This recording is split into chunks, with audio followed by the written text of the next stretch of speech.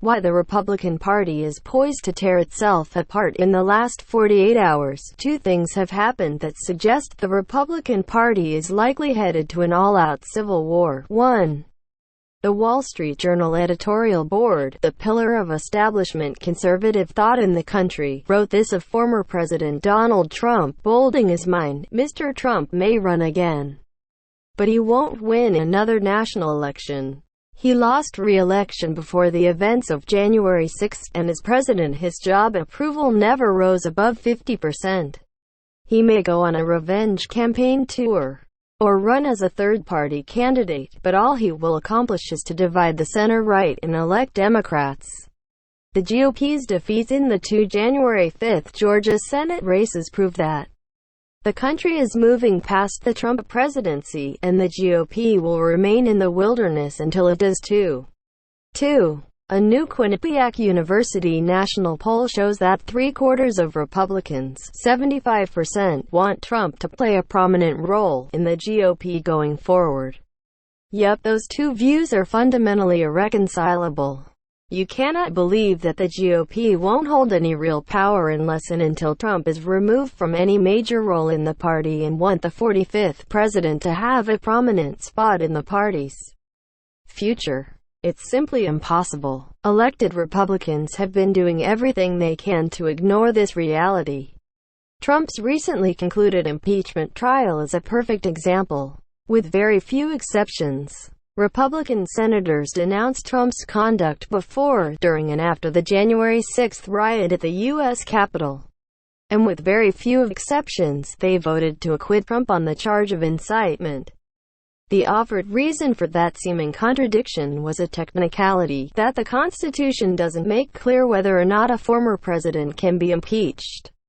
That is a matter of considerable debate. If President Trump were still in office, I would have carefully considered whether the House managers proved their specific charge, Senate Minority Leader Mitch McConnell, Kentucky, said following his vote to acquit Trump. McConnell had spent most of the speech deriding Trump for a disgraceful dereliction of duty, and noting that Trump is practically and morally responsible for provoking the events of the day. While McConnell and his colleagues were able to wriggle out of making the hard choices on Trump's conduct on January 6, they only postponed the inevitable, because there's a reckoning coming between the party's elected leaders and its base. To be clear, a party's leadership is always more pragmatic than its base. While the base has the luxury of being made up of true believers and demanding total fealty to principle, leaders like McConnell have to live in the real world, in which bargaining and bipartisanship are the only way to get things done, especially with Democrats in charge of all levers of power in Washington. But what Trump's presidency did is widen the gap between party leaders and the base to the size of the Grand Canyon. And not just that, he also created a fantasy world in which the 2020 election was stolen from him, and Republican Party leaders stood by and watched it happen. If a Democrat presidential candidate had an election rigged and stolen, with proof of such acts at a level never seen before, the Democrat senators would consider it an act of war and fight to the death, Trump wrote on Twitter in late 2020. Mitch and the Republicans do nothing, just want to let it pass.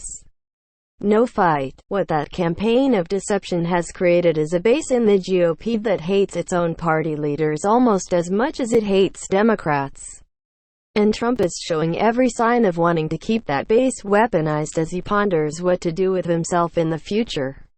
Witness Trump's statement in the wake of his Senate acquittal. Our historic, patriotic and beautiful movement to make America great again has only just begun, he wrote. In the months ahead I have much to share with you, and I look forward to continuing our incredible journey together to achieve American greatness for all of our people. There has never been anything like it. There is simply no way around this fight for Republicans. This is unstoppable force and immovable object stuff. Both sides can't win. All of which means that the GOP civil war is going to get a lot bloodier and uglier before it becomes clear who is actually going to emerge victorious.